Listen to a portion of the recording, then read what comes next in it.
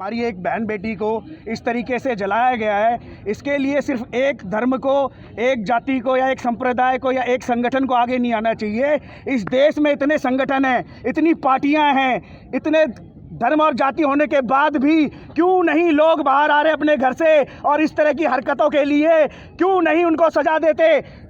नागालैंड में एक ऐसी हरकत हुई थी 2015 में, पब्लिक ने निकलकर जेल से निकालकर उसको पत्थरों से मारा और आज तक 2015 के बाद सब तक वहाँ कोई हरकत नहीं हुई है।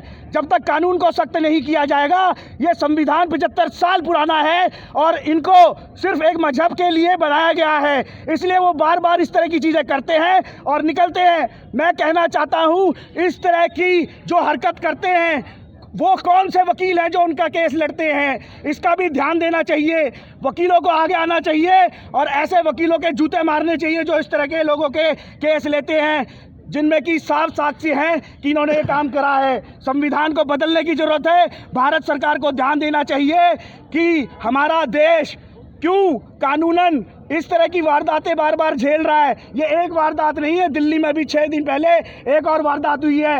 एक ही मजहब का 90% लोग बलात्कार, रेप की घटनाओं में क्यों मौजूद पाए जाते हैं। ये उनके परिवार के लिए, उनके मजहब के गुरुओं के लिए जो मौलवी बनते हैं, दुनिया को शिक्षा देते हैं, उनको भी सोचने की ज़रूरत है। ये सिर्फ एक मजहब के लिए नहीं, वो हमारे देश में रह रहे हैं, इसलिए हम सबको भी सोचना है इसके लिए। यहाँ पे 1947 में जब बंटवारा हुआ था तो मजहब के आधार पे पाकिस्तान लिया था, हमारे देश में रुक के इस तरह की वारदातें करने के लिए रुके थे। ये मैं सरकार से पूछना चाहता हूँ, इसलिए बंटवारा किया था, इसलिए रोका था इनको यहाँ पे कि हमारी बहन बेटियों के साथ इस तरह की हरकत कर सके। ये जिंदा जला दिया उसको, उसके आखिरी शब्द थे, जिस तरीके से मैं मरी हूँ तिल तिल के, उसको दुख हुआ, उसकी करुणा को हमने देखा, उसी तरीके से इनको भी जला के मारना चाहिए। ये नईम जो था, ये पहले भी इसके एक ऐसे केस में मामले में था जो एक लड़की का मजहब बदलवाना चाह रहा था। क्यों चाहते हैं मजहब बदलवाना जबरदस्ती किसी से? प्यार, लव जिहाद बोलते हो आप, लव जिहाद नहीं है, ये गजवाए हिंद जिहाद है इनका। लव को, प्यार को बदनाम मत करो, लव जिहाद बोलना बंद करो, गजवाए हिंद जिहाद है इनका।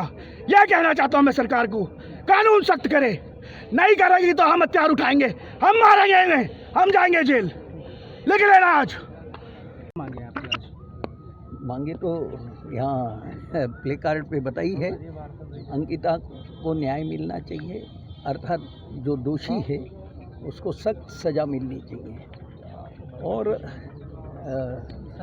ये सरकार कानून को कठोर बनाए जरा।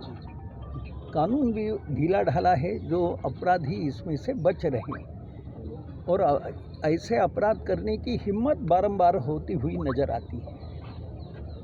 अपराधियों की ये हिम्मत होने का कारण दो है, एक तो कानून की कमज़ोरी और दूसरा जिस समुदाय से, यानी मुस्लिम समुदाय से ये लोग आते हैं, उस मुस्लिम समुदाय के बड़े बूढ़ों का, काजी मुल्लाओं का, इमामों का, इन सारी घटनाओं के मामले में चुप्पी साध के बैठना, चुप रहना, कोई इसकी निंदा नहीं करता है।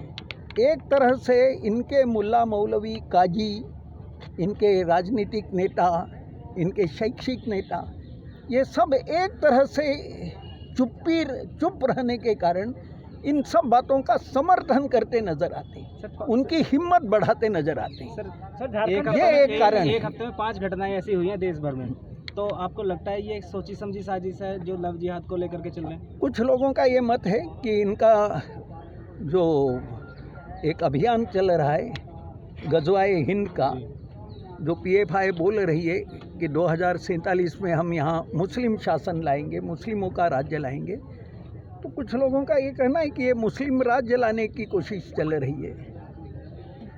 हमें ऐसा लगता है कि ये कोई मुस्लिम राज्य वगैरह लाना की बात बेवकूफ़ी है और यहाँ का पढ़ा लिखा समझदार मुसलमान अभी चुप है, वह भी ऐसी मूर्खता का साथ नहीं देगा। इसलिए मैंने कहा कि जब तक यहाँ का पढ़ा लिखा समझदार मुसलमान, इनके बड़े बूढ़े ऐसी घटनाओं की निंदा नहीं करते हैं, तब तक मुसलमानों में से ऐसे लोग निकलते ही रहेंगे। ये मुसलमानों का काम है कि ऐसी गंदी घटनाओं को, ऐसी जाहिल घटनाओं की निंदा करे और इन लोगों के बारे में मुस्लिम समाज में भी सख्ती बरती जानी चाहिए, इसकी आवश्यकता है।